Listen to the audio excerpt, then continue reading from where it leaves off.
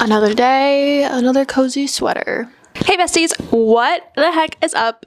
I have got some books to talk about today. Surprise, surprise, am I right? Welcome back to the channel, or welcome if you're new. What is up? My name is Bridget. We're going to talk about some books today, and I would love for you to subscribe and join the crew. Today, I wanted to sit down and make a romance-specific video. So for this video, I have picked out 7 very popular romance tropes, and I have picked one must-read book for each of those tropes. So 7 tropes and 7 books. Whether you're into second chances, enemies to lovers, or a good old slow burn, I've got something for you. Let's get into it. The first trope we're going to talk about is enemies to lovers.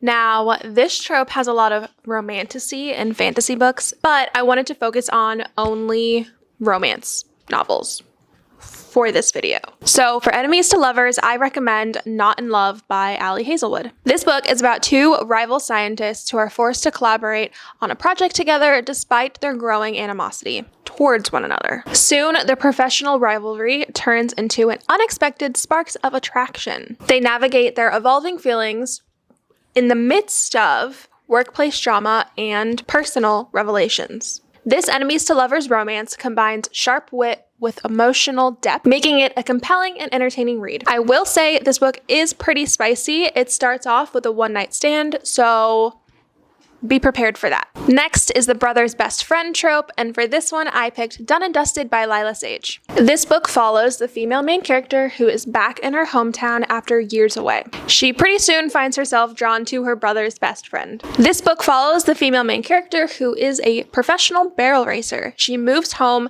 after an accident because she is anxious about getting back in the saddle. While she's back home, her brother's best friend helps her gain confidence in riding a horse and honestly being near horses again. Of course, them being back together, working together, forces the both of them to confront their true feelings for one another. This brother's best friend romance delivers a captivating mix of tension, romance, and emotional depth. Again, this is another pretty spicy read, so keep that in mind. This one is also book number 1 in a series. Book 3 comes out in November, I think. The next trope is fake dating, and for this one, I picked The Kiss Quotient by Helen Huang. In this book, the female main character, Stella, hires the male main character, Michael, to teach her about intimacy and relationships. They pretty soon agree to a business-like arrangement where they pretend to be in a relationship.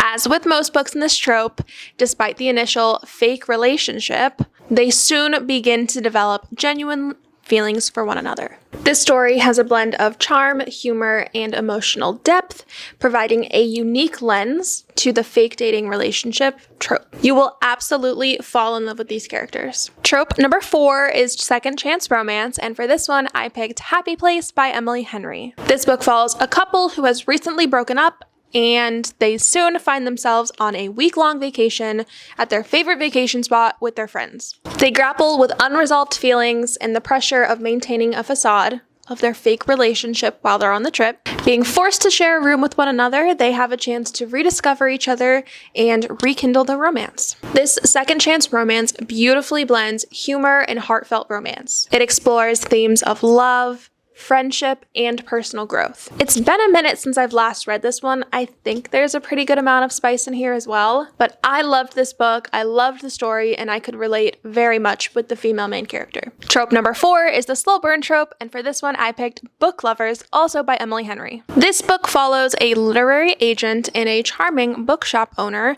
who initially clash over their differing views on romance. They soon find themselves forced together following a series of serendipitous encounters. As their relationship slowly evolves from antagonistic banter to a deep emotional connection, they navigate personal and professional growth. This slow burn romance beautifully unfolds with witty banter and heartfelt moments, making it a captivating read for book lovers.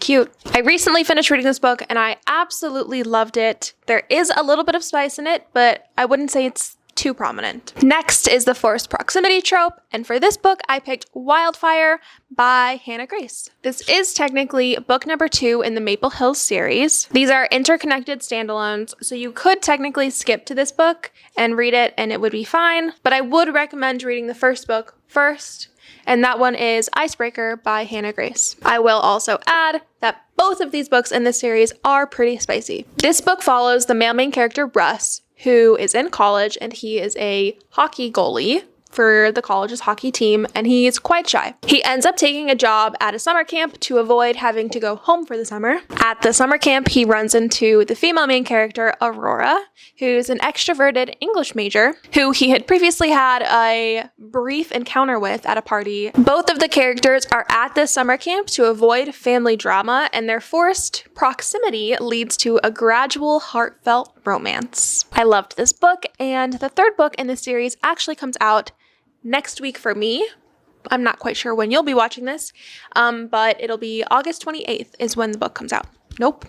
Comes out August 27th. I lied to you. The next book in the series, Daydream, does release on August 27th. I'm not sure when you'll be watching this video, but for me, that's next week. I'm very excited about it. And finally, the 7th trope is the forbidden love trope, and the 7th book is Twisted Games by Anna Huang. This one is also the second book in a standalone interconnected series. So like I said, you could technically skip the first book, Twisted Love, and just go straight into this one and you would be totally fine. Honestly, I would say you could just skip the first one. Again, these books are quite spicy, so keep that in mind. This book follows a royal bodyguard and a princess who have to navigate their growing attraction to one another, facing the challenge of forbidden relationships. As they struggle with the constraints of their respective roles and the secrecy surrounding their relationship, their romance deepens against a backdrop of high stakes and personal sacrifice. This story masterfully employs the forbidden love trope to create a gripping and passionate